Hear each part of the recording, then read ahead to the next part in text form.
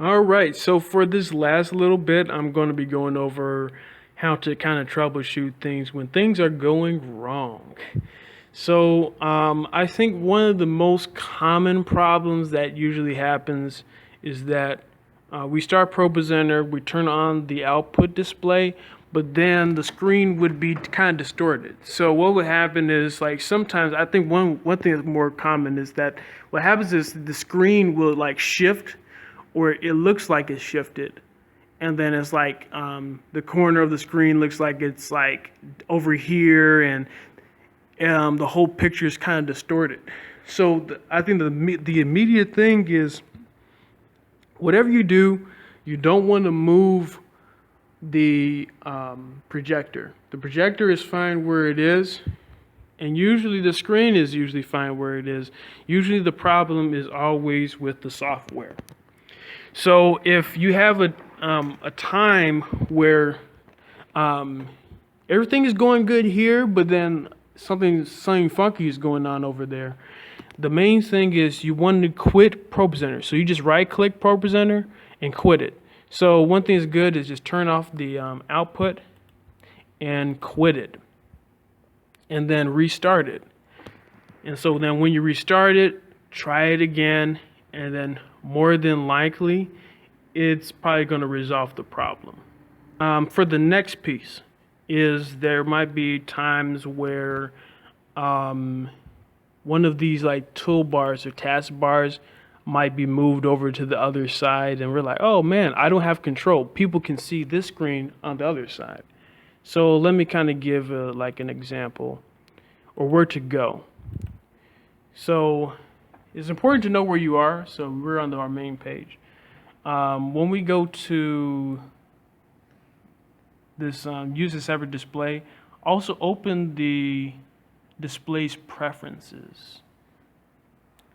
So then go to arrangement, and usually you see this white bar. If this bar is over on the other side, then boom, you're the display screen and all of your stuff is over there. So one thing is, you kind of have to eyeball it, but you basically have to move the mouse cursor over to the other side. So it's kind of hard for you to see it. And the main thing is, you want to grab that bar like I did before and move it to the other side. And then voila, your display is back. So now that's the really the important part, is to get that bar over on your side. Sometimes you can just mirror it and then adjust it, but that doesn't help it. Usually just keep it as separate displays, eyeball it from the screen, and then move the display preference over to your side. So this is usually when the taskbar is on the other side, or something is kind of going fluky.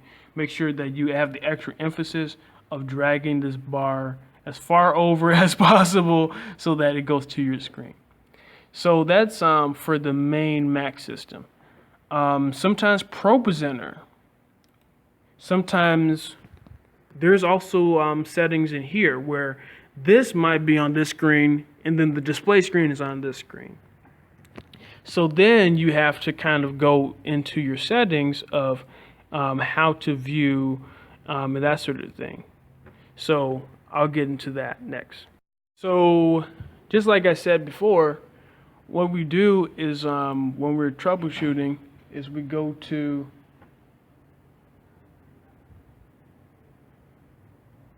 preferences, and then you can start dragging and dropping the different displays just like we did before. So then that kind of helps orient it in the right place. This doesn't usually go wrong as much, so you don't have to worry about this too much, but sometimes it does. So those are important tips to kind of keep in mind.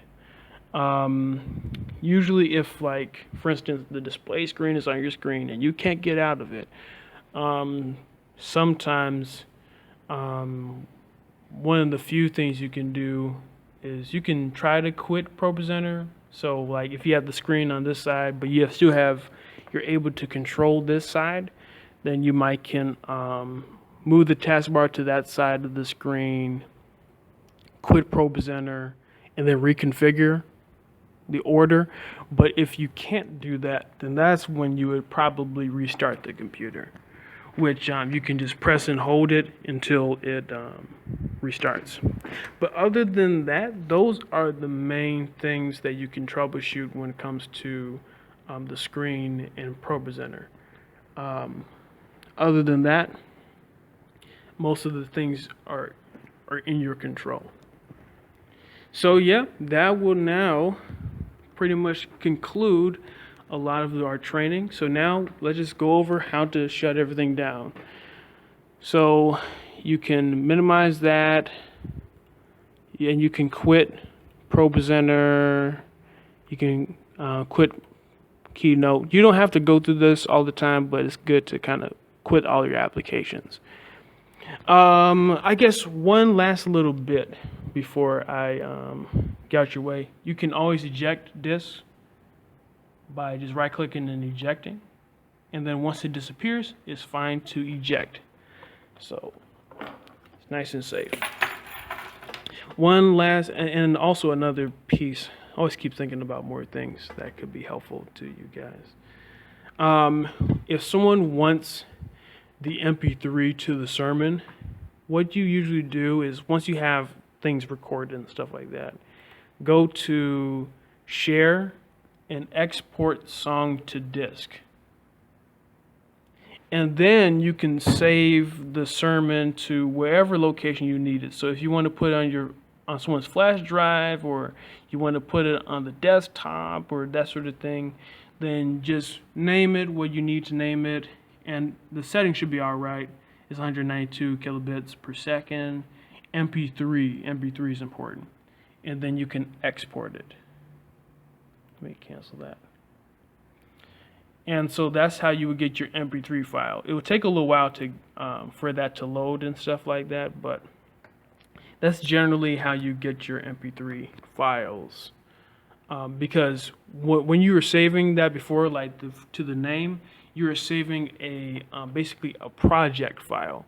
But for you to actually have an audio file that people can use and listen to on their computers and their phones and stuff like that, that needs to be an MP3 file.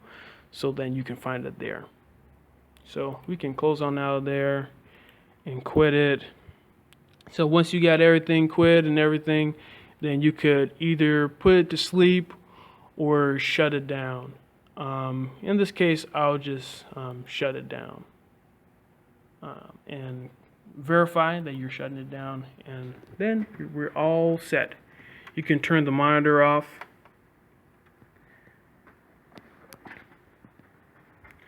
And then now we go back to our projector remote, which is usually in this position. It might be over on this desk. But then go to the front, press it twice to turn it off.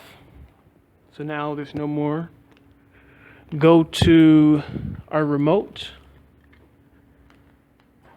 and scroll it up. You can turn off the lights. So you don't want to turn off this power strip until this screen is all the way up. Otherwise, then it's going to be it's going to stop in the middle of its progress. So let it scroll up on its own or whatnot. Sometimes they may want you to leave the screen down, but just to show you, we raise it up and go through that business. Unplug the speaker. I already have it unplugged. Then once everything's all set up and scrolled up, then we can turn off that strip, put the white sheet back over the soundboard, so make sure that all the faders are covered and everything of that nature. So boom, so we're covered, all that stuff. If the piano is on, which you can tell the piano is on with this red dot, you can also click in there and it'll turn it off, and then cover the key so people don't just play around with it. And then, yeah, from there, the piano is all nice and set up. Make sure our microphones are off.